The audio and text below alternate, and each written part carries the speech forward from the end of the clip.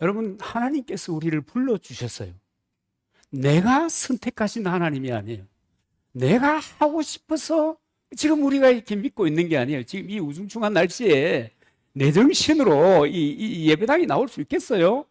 제 정신 같으면 뭐네요. 니는 목사니까 안 나올 수 없겠지. 여러분, 다 요령이 있습니다. 지난번에 봤잖아요. 목사가 교회 나오기 싫으니까 그냥 단체로 다른 데 가서 모임을 해버린 방법이 있습니다. 그럼에도 불구하고 우리가 이 자리에 나온 것은 하나님께서 값지르시고 우리를 부르시고, 그 이유와 까닭이 뭐냐? 그냥 예배당에 와서 출석하고 충성하고 집에 가면, 여러분, 이런 삶이 반복되니까 사실은 우리가 놓치고 있는 거예요. 하나님 우리를 부르신 부름의 목적은 뭐냐면 주 예수 그리스도를 통해서 깃발 날리는 인생을 삶으로 하나님께 영광을 돌리도록 하는 것입니다. 믿으시면 아멘. 아멘 하신 분에게 그렇게 되기를 바랍니다. 여러분, 그런 것입니다. 저도 어릴 때 제 선친께서 이제 일찍 좀 돌아가셨지만은 돌아가시기 전에 저인데 했던, 그러니까 돌아가시기 전에 했던 얘기가 뭐냐면, 너는, 제가 5번째잖아요. 남자애들 중에서, 아들들 중에서 3번째거든요. 그러니까 너는 너 하고 싶은 대로 해라. 왜냐하면 가풍을 지킨다, 집안을 인도한다, 이쪽으로 가버리고, 너는 이제 남자 중에 막내니까 너는 너 하고 싶은 대로 해라. 그런데 그때는 사실 하고 싶은 게 없었어요. 뭘 하고 싶은 게 별로 없었어. 근데 이제 선친이 이제 돌아가시고 5학년 때 학교 여름방학 숙제가 나왔는데 그 중에 하나가 뭐냐면 공작을 하나 만들어 오는 거예요. 공작 있잖아요. 그 미술품을 하나 제가 흙덩이를, 단단한 흙덩이를 이렇게 캐와가지고 곰을 만들었어요. 곰을 만들어서 학교에 갖다 줬더니 상을 주면서 교장 할배가 상을 주면서 하는 말이, 넌 재능이 있구나, 그러더라고요. 그때부터 제가 생각했다니까요. 내가 하고 싶은 것이 이것이었나? 그런 생각이 들더라니까요. 한동안 그것 가지고 깃발을 날렸습니다. 날렸다고 하니까 여러분, 세계적인 아니고 제 기분으로 그냥, 제 마음으로 그냥 그래, 내가 이런 데 재능이 있네. 있는가 봐. 교장님이 그랬잖아. 그래가지고 정말 한동안 그렇게 열중하면서 살았습니다. 그런데 시간 지나고 보니까 지금은 저하고 아무 관계가 없잖아요. 관계가 있나? 아무리 연결고리를 찾으려고 해도 고리가 없어. 그럼에도 불구하고 그 시기에 그 경험과 그 교장 할배의 말이, 교장 할배 이러면 안 되겠다, 교장 선생님의 말씀이 굉장히 소중하게 남아있는 것을 요즘 들어 살펴보게 되는 겁니다. 그래서 여러분, 우리의 모든 기억, 모든 삶의 순간순간 다 귀하고 소중해요. 특별히 우리는 너무 소중한 인생을 살아가고 있는 거예요. 여러분, 우리가 내 인생을 산다 이렇게 생각이 되죠. 여러분, 하나님의 인생을 내가 살아가고 있는 중이에요. 여러분, 그거 아십니까? 그렇기 때문에 우리의 이 가치라는 것은 어마어마한 겁니다. 여러분, 그림의 가치를 여러분 아시죠? 그죠? 제가 그리면 별 의미가 없어요. 제보고 책이라도 시집이라도 한 개 내지, 제가 내면 별로 의미가 없어요. 그런데 피카소가 낙서한 듯이 그냥 그려놓은 것도 경매장에 가면 수십억, 수백억 하는 거예요. 그게 무슨 얘기냐 하면요, 어떤 사람이 그린 작품이냐 하는 데 따라서 가치가 달라지는 거예요. 여러분, 예수 믿는 사람들은 가치 있는 사람입니다. 왜요? 예수 그리스도의 핏값을 주고 산 사람들입니다.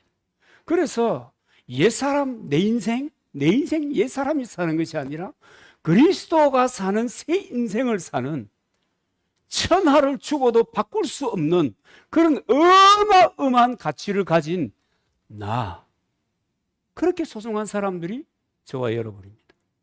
그런데 대부분의 사람들은 자기의 가치를 몰라요.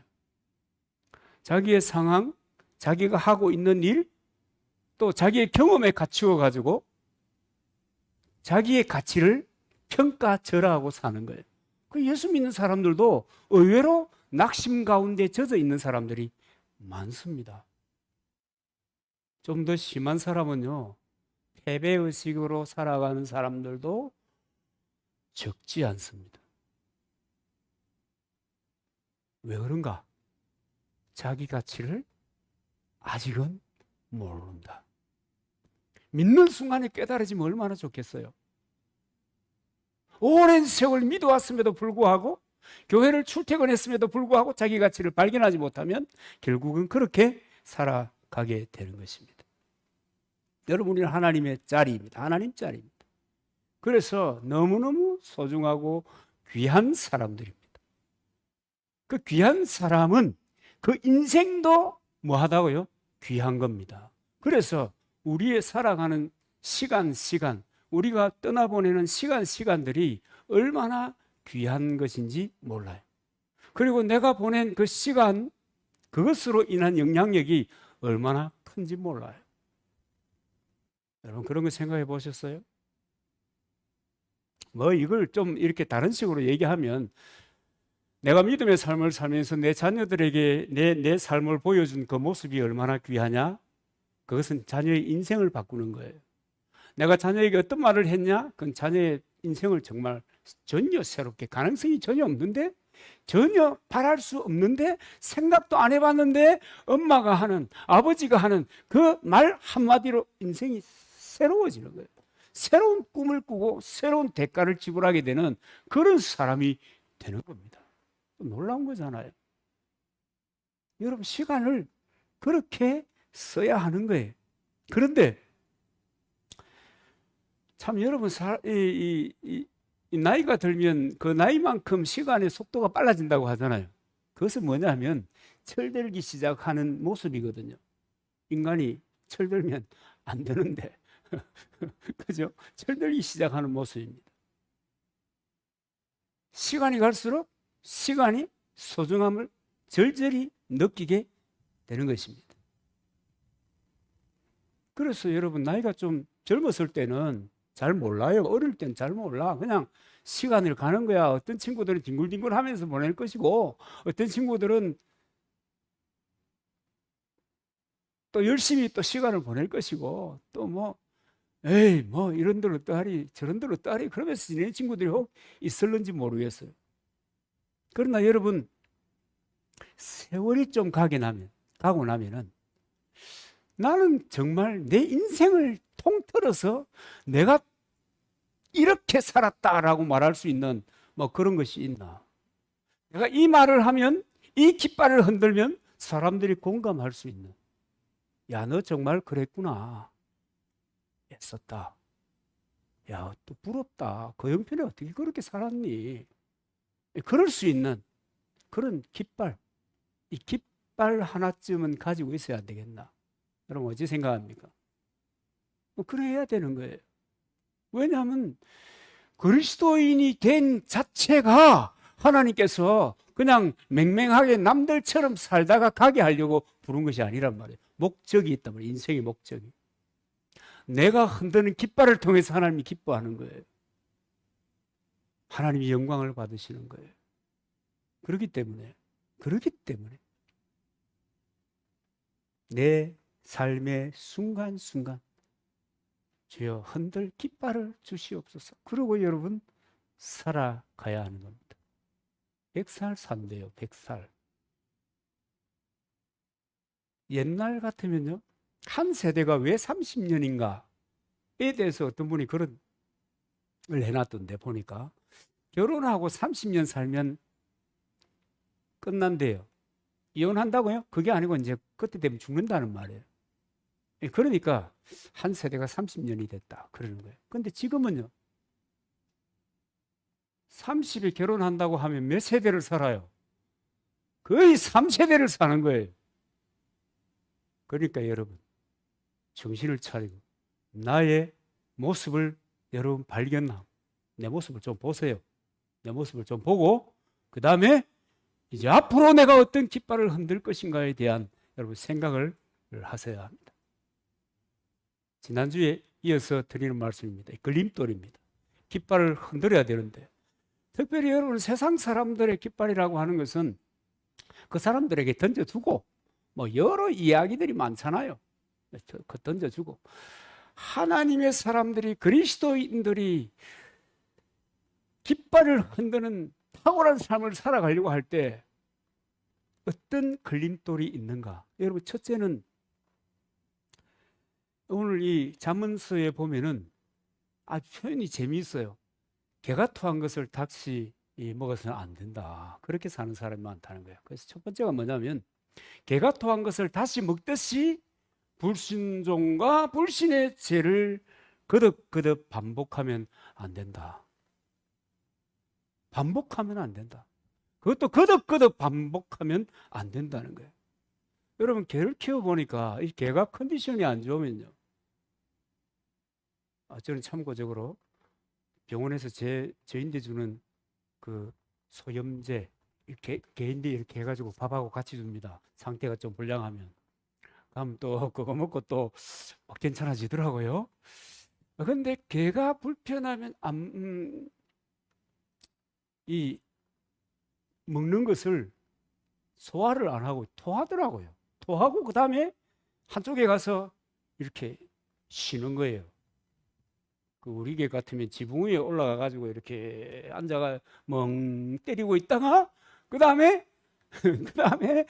자기가 해놓은 걸 갖다가 또 와서 핥아 먹어요. 개가 그렇더라고요. 습관이. 여러분 우리가 하나님 앞에서 회개하잖아요. 여러분 우리 때때로 자주 회개하잖아요. 그죠? 하나님 뭐 그러면서 정리해보면 이런 거거든요. 하나님이 노하는 것을 내가 내 생각으로 내 자의적으로 예스 하고 살아간 거예요. 그걸 회개하는 거예요.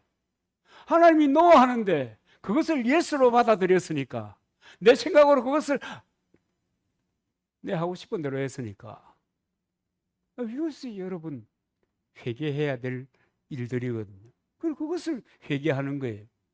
그럼 회개하고 돌아서서 또 그 다음 순간에 하나님 내가 하나님이 노 하는 것을 내가 또 예스 했네요. 하나님 또 미안해요. 이것이 한 번, 두 번, 세 번, 네 번 모르겠어요. 7번씩 70번이라도 용서하신다고 하니까 그러면 77, 49, 490번 한 500번 용서하시다가 501번째는 여러분 벼락 맞는 수가 있는 거예요. 협박으로 돌립니까?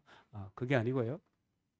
계속 했던 것을 반복하고 했던 것을 반복하면 여러분 그건 안 된다. 안 된다. 매를 부르는 삶을 산다.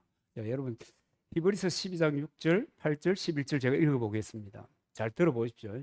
여러분 어지간하면 찾아보셔도 좋을 것 같습니다. 주께서 그 사랑하시는 자를 징계하시고 그가 받아들이시는 아들마다 채찍질하심이라 하였으니 징계는 다 받는 것이거늘 너희에게 없으면 사생자여 친아들이 아니니라. 또 우리 육신의 아버지가 우리를 징계하셔도 공경하거늘 하물며 모든 영의 아버지께 더욱 복종하며 살려 하지 않겠느냐. 그들은 잠시 자기 뜻대로 우리를 징계하였거니와 오직 하나님은 우리의 유익을 위하여 그의 거룩하심에 참여하게 하시느니라. 무릇 징계가 당시에는 즐거워 보이지 않고 슬퍼 보이나 후에 그로 말미암아 연단받은 자들은 의와 평강의 열매를 맺느니라. 이 징계하는 까닭입니다. 계속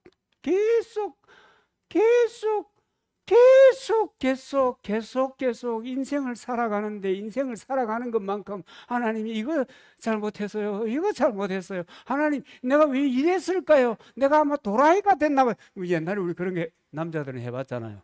군대에서. 그죠? 그렇게 하면 안 된다. 하나님은 택한 백성이 하나님의 뜻을 쫓아 하나님이 이 그를 통해서 이루고자 하시는 그 방향으로 이끄시기 위해서 우리를 징계하시는 겁니다. 여러분, 그 징계 가운데 참 기가 막힌 것이 있습니다. 예레미야가 1장 5절에 보면은 이렇게 말씀하십니다. 저희의 대적이 머리가 되고 저희의 원수가 형통함은 저희의 죄가 많음으로 여호와께서 공곡해 하셨음이니라. 하나님의 자녀가 불순종하고 불신앙하는 삶을 살아가면 나의 라이벌이 잘 되는 거예요. 내 라이벌이 잘 돼. 나의 대적이 강성해지는 거예요. 뭐 여러분, 이 구약의 이스라엘 역사를 통해서 이것은 얼마든지 반복적으로 가르쳐준 이야기입니다. 왜 그게 잘 돼요? 여러분, 그런 얘기 들은 적 없어요? 안 믿는 친구들이 야, 넌 전능하신 하나님을 믿는다며? 그런데 야, 너 왜 그렇게 안 풀리는 거니? 뭐 그런 얘기 혹시 못 들어봤어요? 아유, 저는 전에 처음 들어와가지고 그런 소리 들어봤어요. 친구들이. 아, 이것들이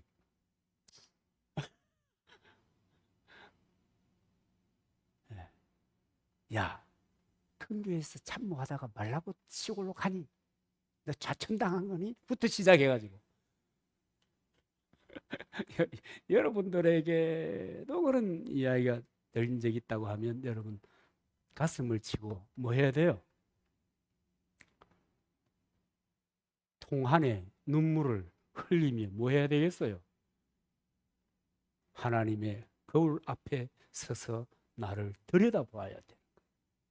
살펴야 돼. 하필이면 왜 내 친구, 불신자인 내 친구가 잘 되고, 하필이면 왜 내 라이벌이 더 잘 되고, 하나님 도대체 이것이 무슨 일입니까? 여러분, 그렇게 기도해 본 적 없습니까? 까닭이 그렇다. 그 다음에 예레미야 5장 16절 말씀입니다. 우리의 머리에서 면류관이 떨어졌사오니 오호라 우리의 범죄함을 인함이니이다. 이 무슨 얘기예요? 하나님의 백성이 내가 범죄 가운데 놓여져 있고 그것을 자연스럽게 여길 지경이 되어버렸다는 거예요. 면류관이 떨어졌다는 말이 뭐예요? 내게 있던 명예가 사라져버리는 거예요. 그건 뭐예요?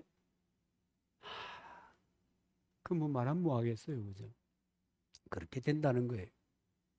하나님의 백성된 내가 하나님이 예스 하는 것을 예스 하고 따라가지 않고 하나님이 노 하는 것을 예스 하고 따라가면 여러분 이런 일들이 우리의 삶에 다가오는 거예요. 왜 나만 겪는 고난? 물론 여러분 예외도 있습니다. 하나님 앞에 신실했는데, 그죠? 연단의 과정을 위해서, 그죠? 연단의 과정을 위해서 욥과 같은 사람처럼 신실했는데 단지 그 마음속에 있는 그 두려움, 자식들이 좀 잘못될까 싶어서 가지는 그 두려움, 그것이 하나님께 다 걸렸다. 왜 너는 나를 전적으로 신뢰하지 아니하냐? 너는 다른 사람들이 볼 때는 너는 동방의 의인이라 그러는데 너 지금 왜 두려워하니? 하나님이 너를 부르고 세웠는데 뭘 두려워하니? 그래가지고 벼락 한번 맞잖아요. 근데 욥이 그런 얘기 하잖아요.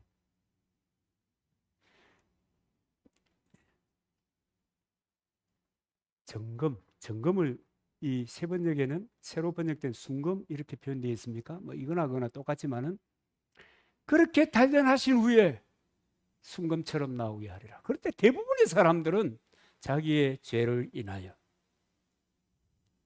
그것을 하나님이 정화하기 위하여 징계를 받는 것입니다. 그러니 내가 개발이 소발이 되도록 뛴다고 해서 되는 것은 세상 사람들도 여러분 그런 얘기 하잖아요. 저도 어릴 때 그런 얘기 참 많이 들었어요. 왜냐하면 이제 그런 데 관련된 그 세미나 정신훈련 뭐 이런 거 하는 데 가면 늘 그런 얘기 했거든요. 소소한 삶은 누구든지 살아간다. 산입에 그무줄 치는 법이 없다. 다 여러분 우리가 다 아이들 공부시키면서 다 키워왔잖아요. 그죠? 우리 동네 농사 짓는 할아버지들 뭐 다 그렇게 해서 다 크잖아요. 경영을 한다고 해도 마찬가지입니다.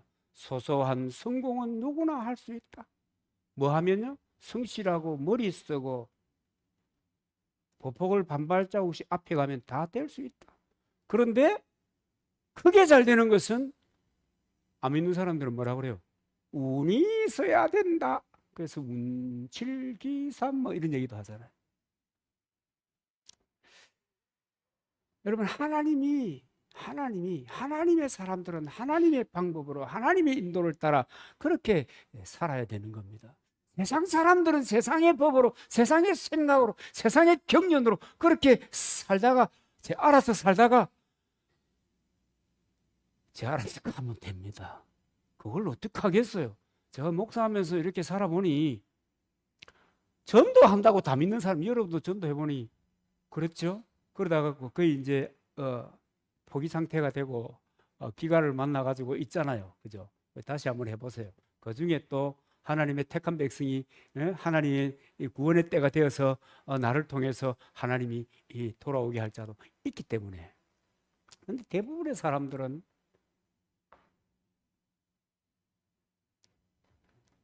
관심 안 가져요. 어떤 분이 나는 그런데 취미가 없어요 하는 바람에 제가 화를 좀 냈잖아요. 내가 예수 믿는 것이 취미라서 내가 인생을 던져버리고 내가 목사가 되어서 시골에 들어온 줄 아냐고. 그랬더만 그 사람이 깜짝 놀래가지고 와 그래요? 취미가 아니에요. 무슨 신앙생활이 무슨 취미생활은 no. 신앙생활이 무슨 취미예요. 취미는 뭐예요? 해도 되고 안 해도 되고 하면서 내 마음 편하면 되는 거고 내가 즐거우면 되고 내 성취도가 올라가면 되는 거고. 그런데 여러분 이런 것이 아니잖아요. 예수 믿는 사람들도 혹시나 하면서 하나님의 말씀을 따르는 그 흉내를 내면서 혹시나 정말로 성경에 기록되어 있는 대로 된다면 보험 드는 식으로 그렇게 신앙생활 하시는 분들이 적지 않습니다. 하나님께서 그런 분들에게 복을 주실까? 제가 생각해 보는 겁니다. 참 어렵겠다. 하나님도 선뜻 내키지 않으시겠다. 그런데 성경에 보니까 그래요. 시편 127편 1절에 보면 여호와께서 집을 세우지 아니하시면 세우는 자의 수고가 헛되며 그럽니다. 자기 스스로 자기가 집을 세우려고 뱁새가 항시 다리가 되듯이 찢어가면서 뛰고 달려도 된다는 거예요, 안 된다는 거예요? 된다는 거예요, 안 된다는 거예요? 결국은 후회 막급한 인생으로 피날레를 장식하는 겁니다. 그러니까 하나님이 나를 사랑하시고 내가 하나님으로 인하여 행복하기 위하여 하나님이 나를 자녀 삼으시고 예수 그리스도의 그 죽음이라고 하는 대가를 지불하시고 나를 구원해 주심을 믿는다고 하더라도 하나님의 언약을 보험처럼 생각해 가지고는 여러분 안 되는 거예요. 보험은 여러분 그렇게 드는 것이 아니에요. 그래서 여러분 인생의 과정 가운데 의인의 장막은 기쁨이 넘치고 악인의 장막은 슬픔이 넘친다는 거 아니겠습니까? 여러분 우리가요 이제 이번에 이사회를 마송에서 했는데 그 대표하시는 목사님이 그런 얘기를 하더라고요. 그럼 저보다 나이가 훨 많거든요. 사도야 안 바뀐다. 교인들이 안 바뀐다.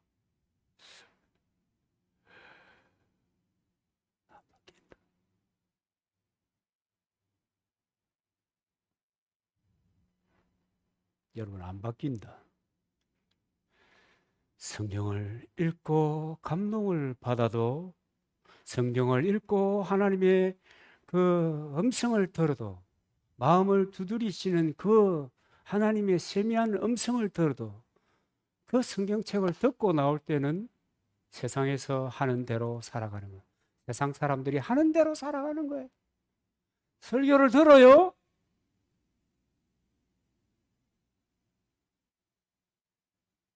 그래, 맞아요 하고 또 그대로 가는 거예요.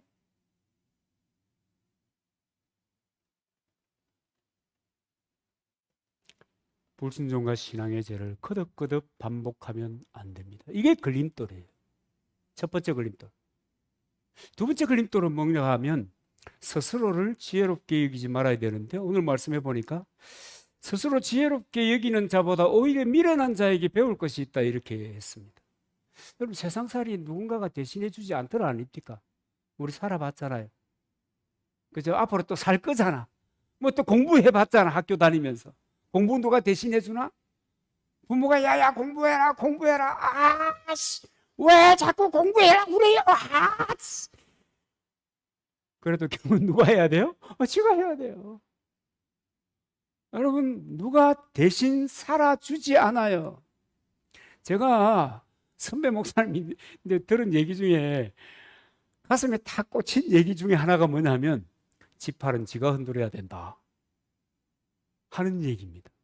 내 팔은 내가 흔들어야지. 그렇잖아요. 내 팔 내가 흔들지 뭐 다른 사람이 흔들어 줄 정도 되면 아주 곤란해. 50견 생기면 치료받으러 통증에 가서는 주사 놓고, 또는 주사 놓기 전에 의사가 한번 흔들어 줘요. 그 지경이 되면 안 되는 거예요. 제가 불편해 봐서 알아요. 지금도 그렇지만 자기 팔 자기가 흔들어야 되는 거예요. 내가 수고하지 않으면, 내가 애써서 놓지 않으면 벽돌 한 장도 쌓여지지 않는 거예요. 그래서 우리는 늘 그런 마음을 가지고 있어요. 내 인생은 내가 꾸려가는 것이다. 그런데 하나님은 희한하게도, 하나님은 자기 팔 자기가 흔드는 사람을 안 좋아해요. 여러분, 그거 아십니까? 저는 워낙 지팔 지가 흔들어야 된다 하는 분이 저보다 하늘 같은 선배 어르신이기 때문에, 예, 그렇긴 하지만 하나님은 그런 거 안 좋아해요. 여러분, 지가 노력해서 지가 잘 되고 지가 애써서 지가 거두었는데 하나님께 감사할 일이 무엇이며, 하나님께 그걸 통해서 영광 돌릴 일이 뭐 있으며, 아니 내가 노력해서 내가 다 했는데 하나님 숟가락 한 개 올린 거야? 뭐야? 그렇잖아요. 그러니까 하나님 그런 거 안 좋아해요. 그래서 큰 일이든 작은 일이든 무슨 일이든 하나님과 함께 그분과 더불어 그분의 인도하심을 따라 살아가기를 하나님은 원하시는 것입니다.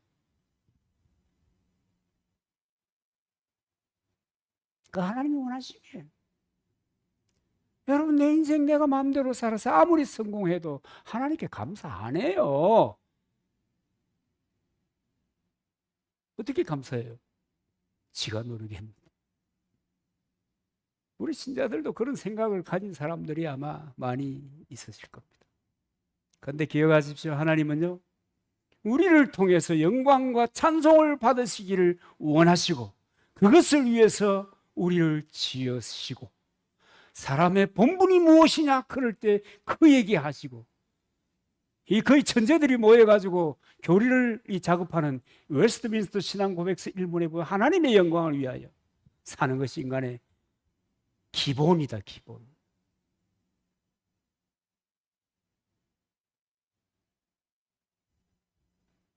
그러니까 말이에요. 하나님께 영광을 돌리지 않는 사람이라는 것은 하나님에게는 쓸데없는 사람이에요. 하나님께 영광을 돌리지 않는 기업이라고 하는 것은 하나님께는 쓸데없는 기업인 거예요. 여러분, 자녀들이 그렇잖아요. 우리는 한결같이 지금 세상의 분위기 속에 부모와 자녀와 가족 관계를, 아니 이것이 시대의 흐름이다 그러면서 막 몰아가는 거예요. 뭐라고 몰아가요? 지는 지 알아서 한다. 나는 내 알아서 한다. 자식을 기대어서는 안 된다. 여러분, 자식이 성공해도 부모를 돌보지 않고 부모에게 관심을 갖지 않는 그 자식은 여러분 독구 베이비예요. 자식이 아니에요. 그걸 어떻게 자식이라고 하겠어요? 물론 요즘 같은 어려운 세상에 지만 살아도 저만 보존해도 부모의 마음은 고맙지. 그잖아요. 고맙지. 그러나 자식이 잘 되어서 효도하지 않는 자식은 부모에게는 아무런 쓸데없는 자식. 여러분 마찬가지예요. 하나님께도 마찬가지입니다. 쥐가 잘 되어도 하나님께 감사하지 않고 영광을 돌리지 않는 그런 사람은 하나님 쓸데없는 자식. 이런 사람에게 평생 흔들 수 있는 깃발을 저 같아도 안 주겠다. 안 그렇습니까? 마침내 하나님께서 우리에게 평생을 우리의 인생길을 평생 인도해 가시는데 그 인도해 가시는 그 여정이 아름답게 이어져 가야 될 줄로 믿습니다. 그래야죠. 그래서 저는 그런 생각을 해봐요. 하나님 앞에 저 히브리서 9장 27절에 보면 사람이 한번 죽는 것은 당연한 것이고 그 다음에는 심판이 있다고 하잖아요. 그 심판대 앞에 서서 가장 후회를 많이 할 사람이 어떤 사람이겠는가? 불신자일까요? 저는 그렇게 생각하지 않아요. 보험 들듯이 교회 다닌 사람들이 가장 많이 후회할 것입니다. 혹시나 왜 후회하는 줄 아세요? 그렇게 철저하게 하나님께서는 그 언약을 따라 심판하시는 것을 보고 후회하는 거예요. 듣기는 들었잖아요. 교회 다니면서.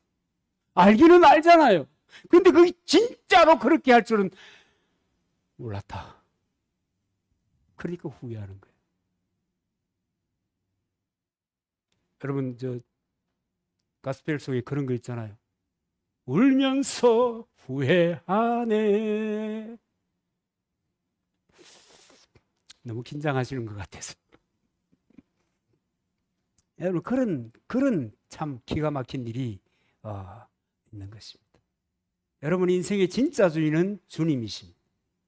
스스로 주인이 되어서 살면 안 됩니다. 여러분 아까 우리 예배 드릴 때 우장로님이 기도하더라고요. 주의 종들, 그래 우리는 다 주님의 자녀이지만 또한 측면에서는 주님의 종들입니다. 저도 마찬가지입니다. 그러니까 오른쪽 하면 충성, 왼쪽 하면 충성, 그렇게 살아가야 될 사람들이 저와 여러분들인 것을 기억하시기를 바랍니다. 잠언 3장 7절에 보면 스스로 지혜롭게 여기지 말지어다. 여호와를 경외하며 악을 떠날지어다. 스스로 지혜롭게 여기기 때문에 하나님이 노하는 것을 나는 예수로 받아들이는 거거든요. 스스로 지혜롭게 여기는 것이 뭐라는 거예요? 악이라는 거예요. 그러지 마라. 스스로 지혜롭게 여기지 마라. 잠언 3장 6절에도 보면 범사에 그를 인정하라. 그리하면 내 길을 지도하시리라. 우리는 할렐루야. 그를 마음 없는 사람은 무슨 바보 같은 소리를 하고 있어. 세상 내가 사는 것이지. 여러분 아니에요. 우리 하나님을 주인으로 왕으로 인정하고 의지할 때 하나님께서 우리를 인도해 주시는 것입니다. 그래서 여러분 가이드가 중요해요. 학교의 선생님들이 중요하고요. 요즘은 참 선생님들이 기가 막혀. 아이고 내가 그 기사를 보면 참 어떡해. 뭐 너무 인권 하다가 교육을 종쳐버렸어요. 인권도 필요한데 교육을 말아먹어버렸어요. 그럼에도 불구하고 교사가 중요한 거예요. 교회에서는 목사가 중요하고, 영적인 멘토잖아. 학교 선생은 지식의 멘토잖아. 영적인 멘토잖아. 하물며 여러분 창조주 하나님 그분의 인도하심이겠습니까? 여러분, 지혜로운 사람은 스스로 지혜롭게 여기지 않습니다. 하나님을 의지합니다. 하나님을 의지합니다. 하나님이 망할 길로 인도하지 않으실 줄 알기 때문입니다. 어떤 스타 목사님께서 설교하는 동영상을 들었는데, 이분은 스타 목사님이에요. 스타 알죠? 그분이 설교 동영상이 딱 올라가면 바로 10,000단위 이상 올라가는 거예요. 이 스타 목사님이에요. 이 스타 목사님 무슨 설교를 하시는가 하면, 들어보니까 말씀대로 살았는데 가난한 사람은 어떻게 된 것인가? 그런 사람이 있을 수 있잖아요. 그러면서 그분이 이어서 하시는 말씀이 뭐냐면, 말씀대로 살면 복 받는다고 얘기하지 마라. 그래서 제가 내가 스타 목사 아니기를 감사하기는 거의 처음인 것 같아요. 그래가지고 조회수 올라가겠지요. 여러분, 하나님이 알아서 하실 하나님의 영역이에요. 그분은 목사잖아요. 스타지만 목사잖아요. 종이라고요. 종은요, 하나님이 기록하고 하나님이 이끄시는 데까지 가면 돼요. 그 이상을 또 할 것을 안 하면 안 돼요. 그게 종이에요. 왜 저희 시골에 사는 것이 얼마나 참 감사한지 몰라요. 참 별 사람들이 다 있다. 여러분 스스로 지혜롭게 여기지 말아야 될 것입니다. 그리고 세 번째는 게으른 사람입니다. 게으른 사람. 세 번째 걸림돌은 게으름입니다. 게으름. 제가요, 이 매년 여름이 오면 경험하는 것이 있는데, 그게 뭐냐면, 봄상추가 매년 장마철이 오면 싹 녹아버려요. 게으른 사람은 장마철 비 맞은 상추처럼 녹아버리는 거예요. 흔들 깃발이 없어요. 흔들 깃발이 없어요. 그런 사람들에게 흔들 깃발이 없어요. 그런데 성경에 보면 게으른 자들은 또 말은 많아. 거리에 사자가 있네, 길에 사자가 있네, 그러면서 문 닫고 나오지 않아. 해야 할 것도 안 해. 게으른 사람은 방에서도 침대에서도 이리저리 뒹굴다가 이 핑계 저 핑계를 대면서 그냥 세월을 보내는 거예요. 여러분이 달란트 이야기 잘 알잖아요. 5달란트, 2달란트, 1달란트. 5달란트 맡은 사람, 2달란트 맡은 사람은 말이 짧아요. 1달란트 받은 사람은 웬 말이 그렇게 많아? 변명. 꼬리에 꼬리를 무는 변명. 웬 말이 그렇게? 다 쓸데없는 말을 주절거립니다. 그러나 여러분, 1달란트를 받았어도 그것을 기반으로 해서, 여러분, 1달란트가 여러분 1,000원이 아니에요. 어마어마한 재정입니다, 이게. 1달란트를 받았어도 그것을 기반으로 해서 얼마든지 열심히 인생을 만들어 갈 수가 있는 거예요. 여러분, 성경이 얘기하지 않아요? 좀 더 자자, 좀 더 졸자, 손 모으고 좀 더 눕자 하면 내 빈궁이 강도같이 오면 내 군필이 군사같이 이르리라. 이 얘기를 좀 들어봐야 되는데, 이 1달란트 받은 이 성경 속의 그 인물은 이걸 읽어보지 못했나 봐요. 참 기가 막힌 일이지, 안 그래요? 오늘 본문에도 보면은 게으른 자는 손을 밥그릇에 넣고도 입으로 올리기를 괴로워한다, 이렇게 얘기하는 겁니다.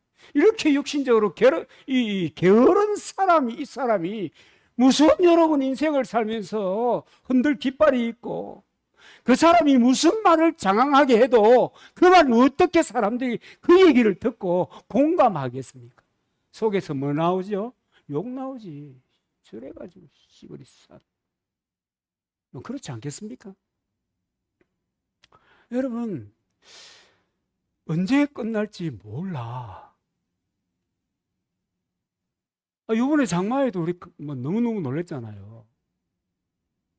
왜 거기서 사람이 죽어나가야 돼? 세상에 터널 한 번, 두 번 지나가나? 아니면 산 밑에 하루 이틀 살아왔나? 여러분,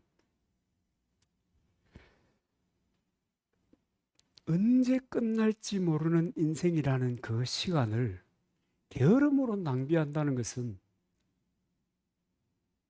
여러분 좀 생각해 봐야 되지 않아요? 생각해 봐야 됩니다. 사람이 인생을 사는데 어릴 때는 모를 수 있다 치고, 그죠? 어릴 때 모를 수 있다 치고, 성인이 되어서 인생을 살아가는데, 그러면서 하루하루의 세월을 보내는데, 여러분 그냥 그 세월을 보내면 안 돼요. 그 세월에 무언가를 담아서 보내야 되는 거예요. 뭐 담아 보냈어요? 이렇게 묻지는 않겠습니다. 무언가를 담아서 보내야 되는 거예요. 그리고 다가오는 시간에 내가 무엇을 담을 수 있을까를 생각해야 되는 거예요.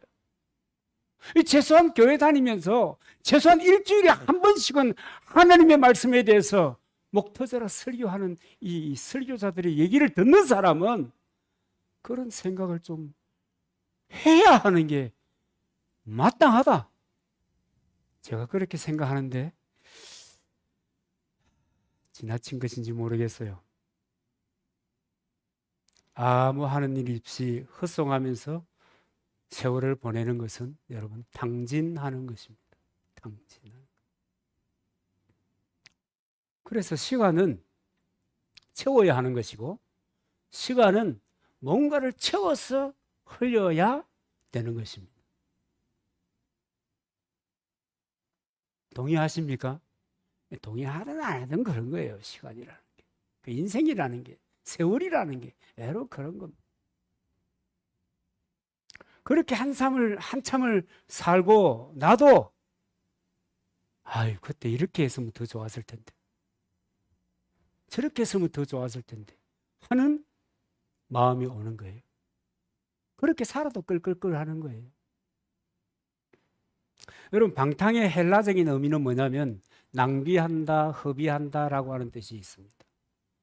방탕이 다른 게 아니라고. 허비하는 것, 낭비하는 것, 그게 방탕한 거예요. 그러니까 세월을 낭비하는 것이 방탕한 것이고, 그리고 그 세월을 낭비한 것에 대해서 그 어떤 누구보다도 자기 자신이 책임을 묻는 때가 온단 말이에요. 자기 자신이 자기에게 스스로의 책임을 묻는 거예요.